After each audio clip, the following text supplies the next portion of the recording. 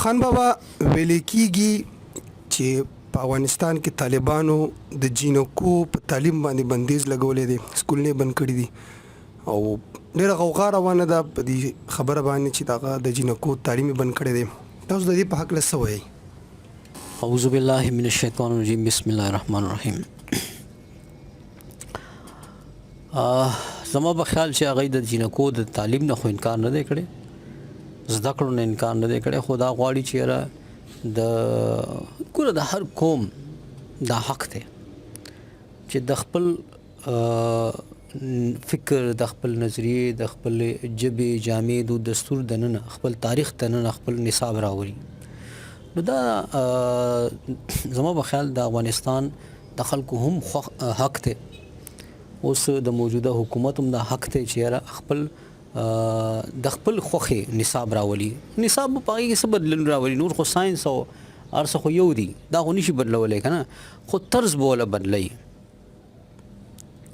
طرز چې دی نو هغه د هغې خپله خوښه ده، خیر دی، هغه دا د حق دی. او زه خو غواړم، زما مخکې هم په دې دلته هم په دې زما اعتراض دی چې د پښتنو په خاوره د پښتنو د ژبې، جامې، دود، دستور دننه، د تاریخ دننه دلته نصاب پکار دی. نو که هغه هم دا وغواړي نو په دې کې څه بد دي؟ لکه هسې زما په خیال چې هغه که د چا چغې سوري عادت وي او هغه وهي نو خو به وهي هسې. او بله خبره دا ده چې لږ وخت ورکول پکار دي. زه په خپله هم چې دی نو زه خو لازم ګڼم د جینکو تعلیم، او وجوهات دا دي چې زه نه غواړم چې زما د کور والا دی چرته ډاکټر له خپل مرض له لاړ شي، ډاکټر له پکار دی چې لاړ شي، یا په دفتر کې هغه د یو سړي مخې ته کینی دي خپل کار دپاره، د یو زنانه مخې ته کینی که نه ده. نو د دې هر څه زه قایل یم د جینکو تعلیم، زه او بلکې زه د ښځو د کار هم چې دی قایل یم په تر سیاسته پورې، تر هر دغه پورې.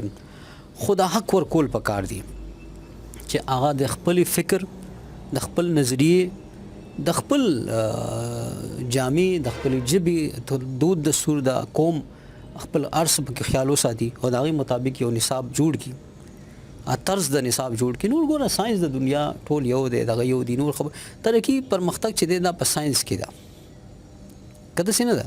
نو ساینسي علوم که هغه زما په ژبه جامه کې وي نو علوم خو هماغه دي، که داسې نه ده. که د چا مقصد ترقي وي، زده کړه وي، نو هغه بیا زما په ژبه جامه کې هم کیدی شي، که نه ده، په بورکه کې هم کیدی شي.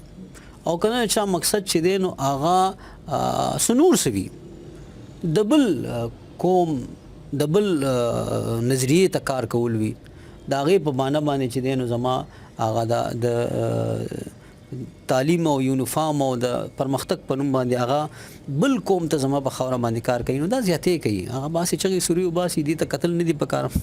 او مخکې زما په خیال چغې سوري خو خلکو ویستې دي.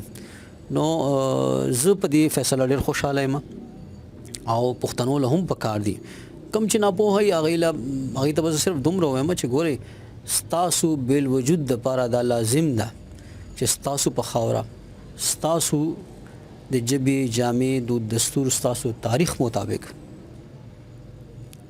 د پښتونولۍ یو نصاب جوړ شي، او انشاءالله هلته هم جوړ شي او دلته هم جوړېږي که خیر.